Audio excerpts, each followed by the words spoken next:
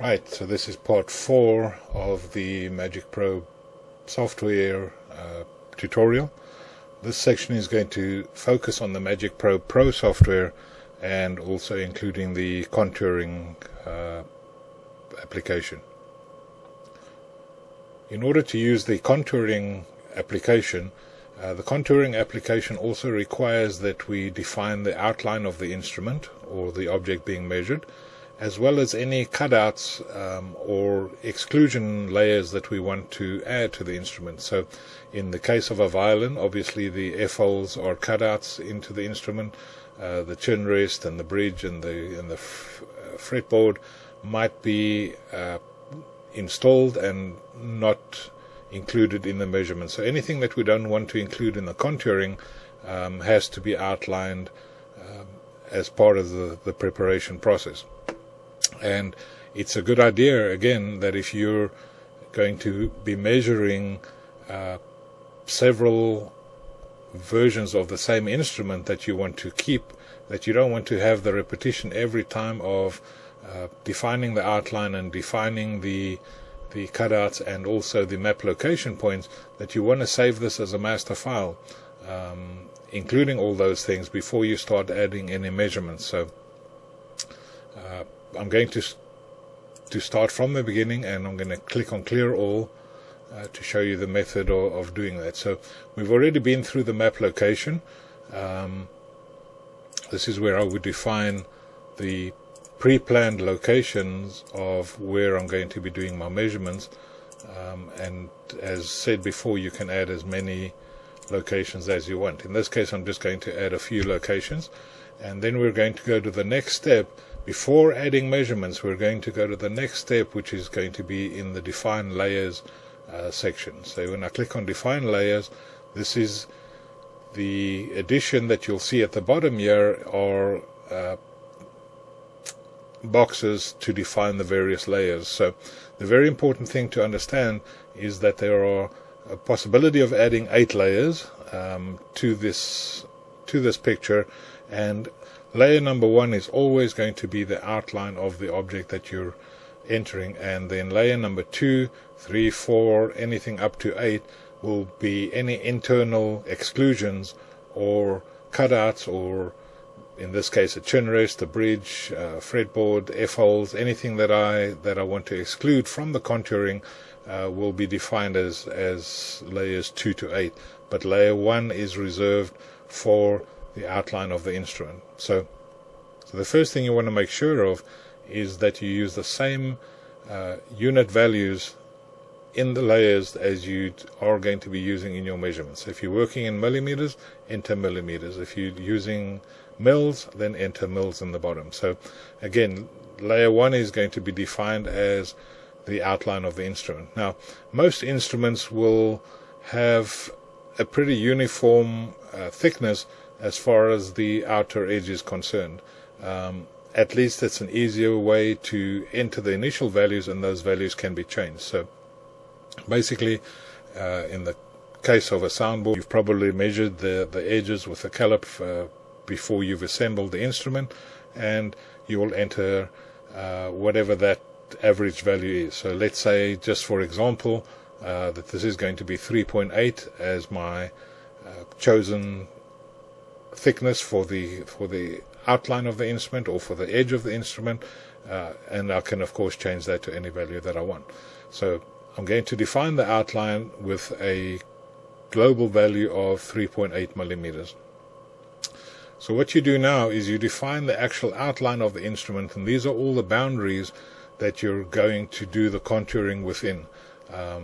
So I'm going to start at a point here, and when I click the mouse on the screen, there's a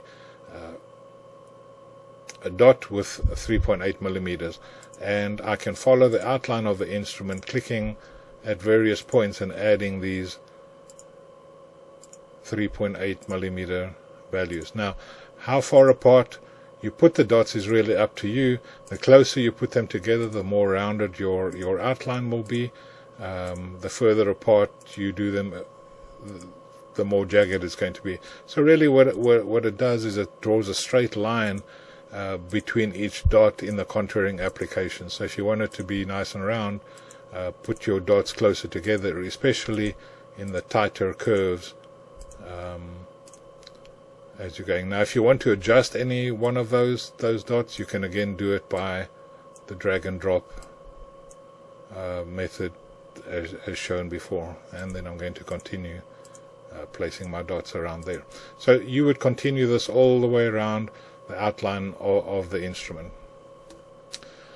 Then we're going to define the cutouts, and again you would go to layer number 2 for each cutout in sequence 2, 3, 4 up to 8. So let's define this F-hole here as layer number 2, and let's put the global value of that F-hole at possibly 2.8 millimeters. Okay, and again here start at a point,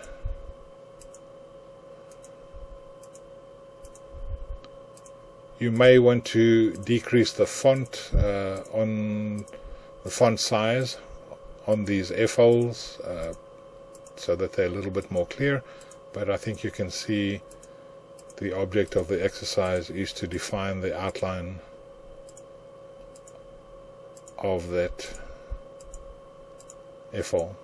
Now I've shown you that you can edit the location of each dot. You can also edit the value of that dot. So if your global outline is not exactly 3.8 and you have some values that need to change, you can edit the value of that outline. Let's say in this case it's going to be 3.0 for that particular spot.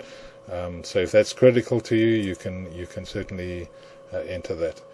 Be careful when you click the mouse that you don't place another dot over there, so I'm just going to delete that last entry over there. Right, and then you would go to layer number 3 and define the other outline, and for each layer you can choose the color. So in this particular one it's going to make it yellow. If I want to change the color and make that I don't know, pink, alright, and then I can change the font and everything for that particular piece of outline. And so you would define anything that you don't want to include in the contouring as a separate layer, and you've got up to 8 layers to define 8 exclusion zones if you want to. So very important is when you've finished defining all your layers is to click on the finished button. This is extremely important to go on to the next mode, and it will actually make all these values disappear, but it's something that you need to do. So click on the finished mode, and that will return you back to your map locations and will delete this section from the screen. So it's very, very important that that has to be done in order to go into the next mode. So I've previously defined a violin with all the layers on, and I'm going to load that particular picture.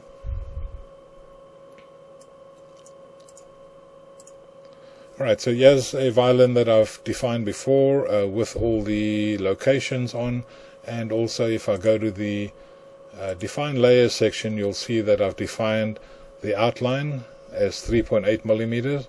I've defined each F-hole as different layers, and I've also defined the bridge and the chin rest of this one. So I haven't done it very, very accurately, but we'll see the result here in a second. So it's very important that you have these layers, or at least the outline of the instrument that you want to contour. Again, once we've done that, we can click on finished, and I'm back at my location. So now we need to enter the actual value. So I have my mapped location, and remember that this is a master file, so I don't want to save over this file, but all of these this file can be used over and over again, as long as when I save it as a different name and do not overwrite my master file. Right, so I'm going to enter some values.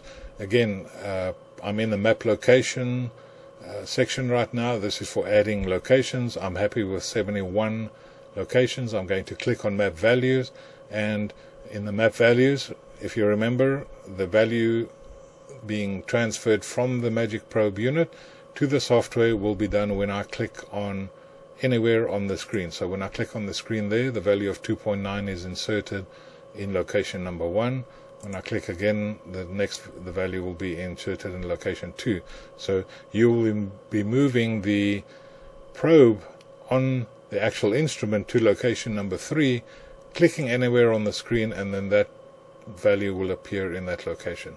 So I'm going to again just fill in some fictitious values here. Each time I click on the screen, it's entering some more values. I'm going to try and make it thicker on the left hand side of the picture so that we can see some difference in the contouring.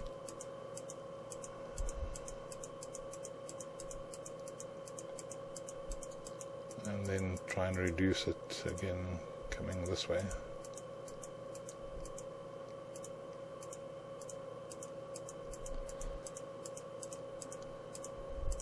Okay, so I have 71 values entered there on my instrument. I have my outline defined, and I have my F-hole cutouts and bridge and generate and everything defined as exclusions. So basically here I'm ready to do the same as with the light version. I can of course save this file so that I can print this out and keep it as a record file. But in the Magic Pro software, the whole purpose is to look at these measurements now in a contour graduated map. And to do that, simply go to File menu and show my contour. Okay, so when I click on that show contour, it brings up a different interface. This is basically the contouring interface, and by default my picture will be in the top left hand corner. And the way to get this bigger is that you use the wheel of your mouse. Turn the wheel in one direction will increase the zoom on this picture, and in the other direction will decrease the zoom. So get it nice and comfortable that you can see it. That's basically the first result of our contour. You can see the outline is defined here. I seem to have made a little bit mistake in my sequences of my outline, but you can see the outline of the instrument, and also you can see the exclusion zones that I put in with the different layers. There's your F-holes, your bridge, your chin rest, and obviously the fingerboard. On the right hand side here you can see a scale of colors, with light blue I guess being the thickest part of the instrument at 4.38 millimeters, and the yellow being the thinnest part of the instrument at 2.9 millimeters.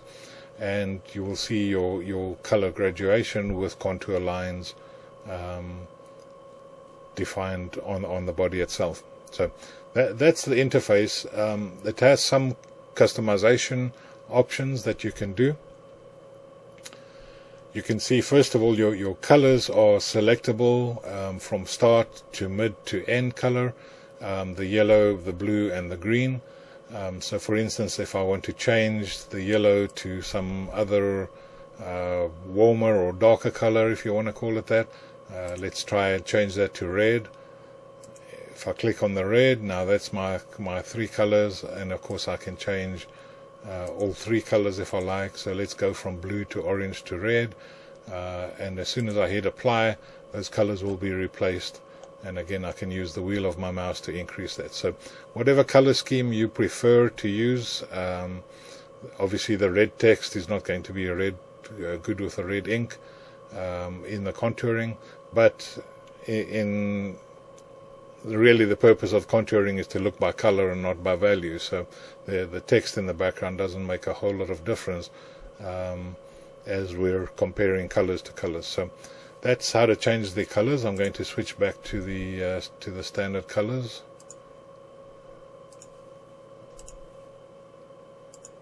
Pick a yellow for that. Hit apply. Right. You will also see that there's a line interval here. This is basically the intervals between the contour lines that you want to see, and that's really going to be dependent on the type of scale that we're working with.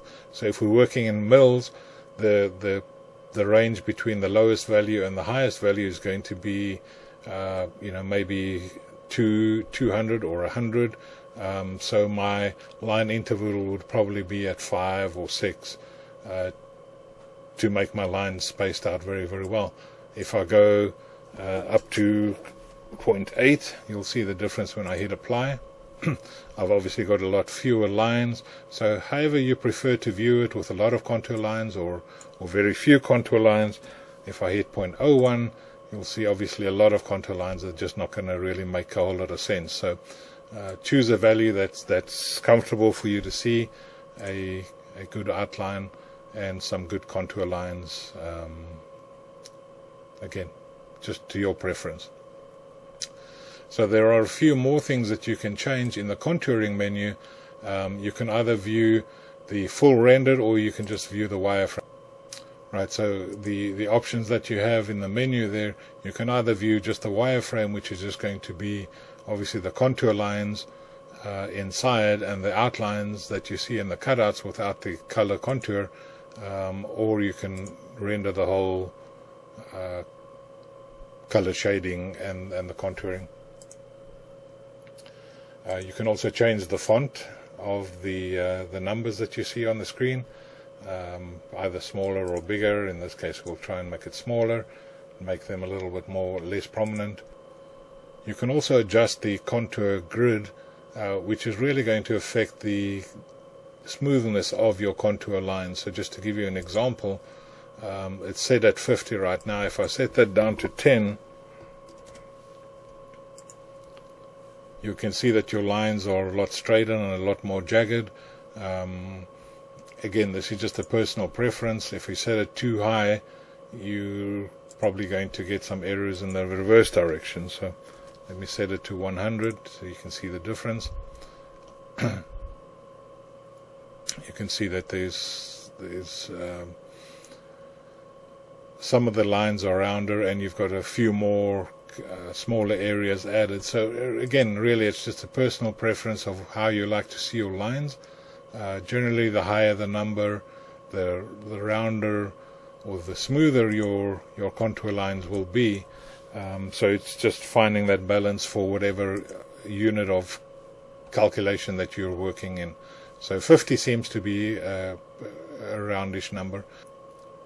You can also affect the color grid, and generally the higher the number, the smoother the color graduation is going to be.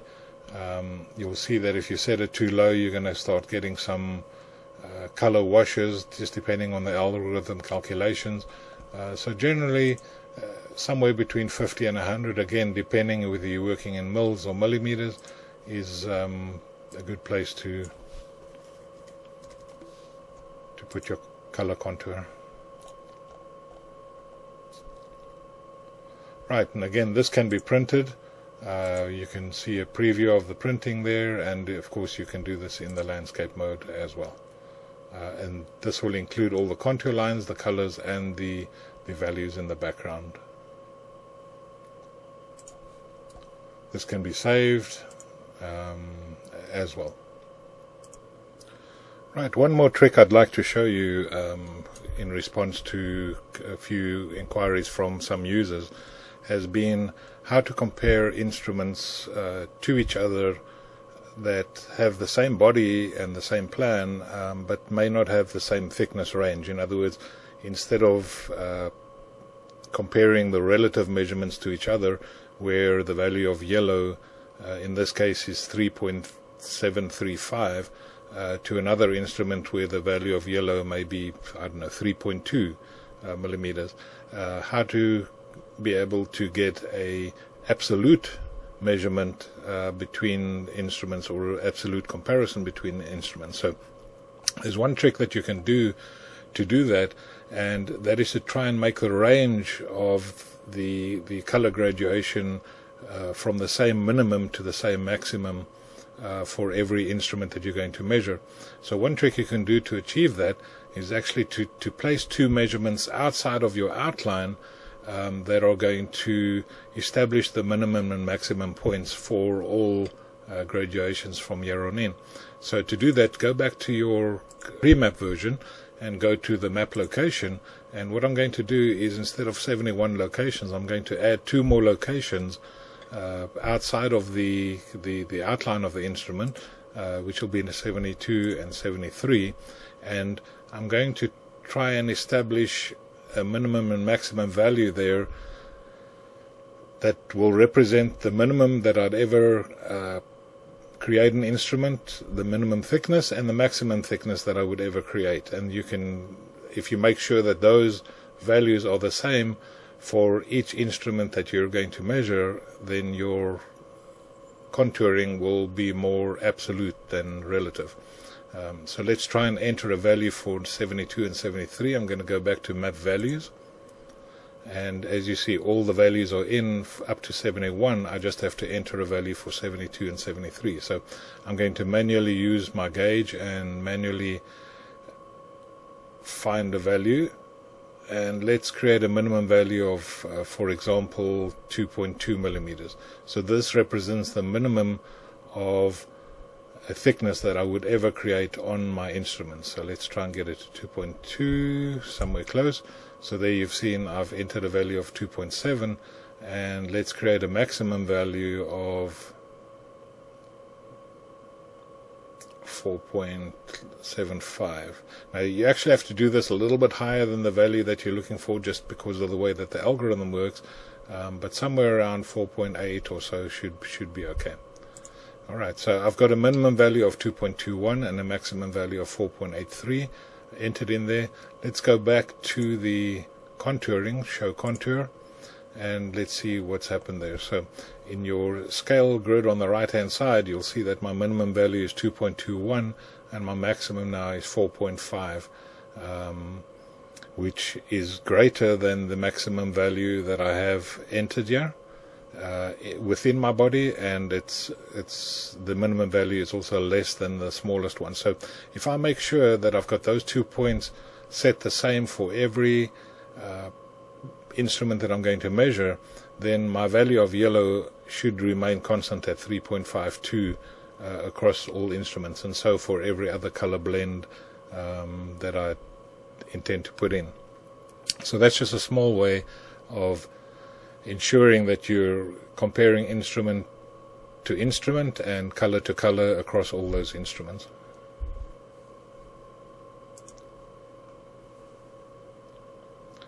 Right, so this concludes the tutorial. If you have any more questions, feel free to email me at info@magicprobe.net, or simply go to the website and use the contact us form, and let me know any questions or any problems that you have.